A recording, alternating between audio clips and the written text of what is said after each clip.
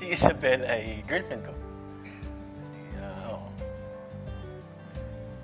Boyfriend niya ako. Ano ba yung basta?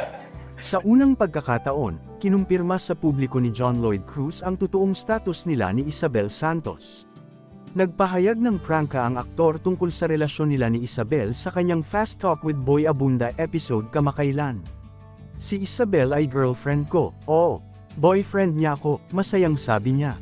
Nang hinimok na magkwento pa tungkol sa kanilang buhay bilang magkarelasyon, sinabi ni John Lloyd, wala. We're boring people, wala kaming may kukwento. Hindi alam ng marami ngunit nagkita na sina John Lloyd at Isabel ilang taon na ang nakararaan. At sila ay konektado sa pamamagitan ng sining. Si Isabel ay nagmula sa isang pamilya ng mga artist na nagmamay-ari ng isang art gallery.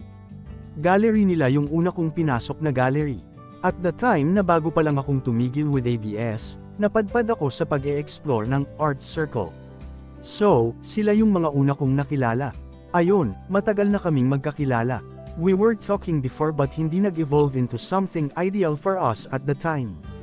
Mula noon, present na rin siya sa buhay ko.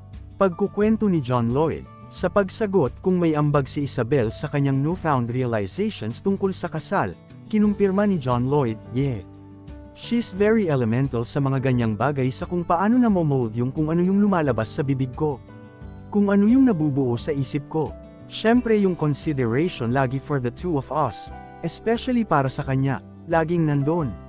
Paliwanag pa niya. Nagsimula ang romance rumor sa pagitan ng dalawa nang mag-post si Isabel ng larawan ng isang lalaking nag-aalaga sa kanyang mga aso noong November 2021. Nag-post din si Isabel ng larawan ni John Lloyd sa isang art gallery. Ang isa pang post ay nagpakita sa kanya sa isang lockdown quarantine kasama ang isang nakilalang lalaki na tila kahawig ni John Lloyd. Ibinunyag ng ex-partner ni John Lloyd na si Ellen Adarna last May na nakilala na niya si Isabel. Oo, hi. Hello lang. Diba, sinusundo ni John Lloyd si Elias? Pag sinusundo ni John Lloyd, tapos ihahatid ko siya sa kotse tapos nandun siya, pahayag ni Ellen.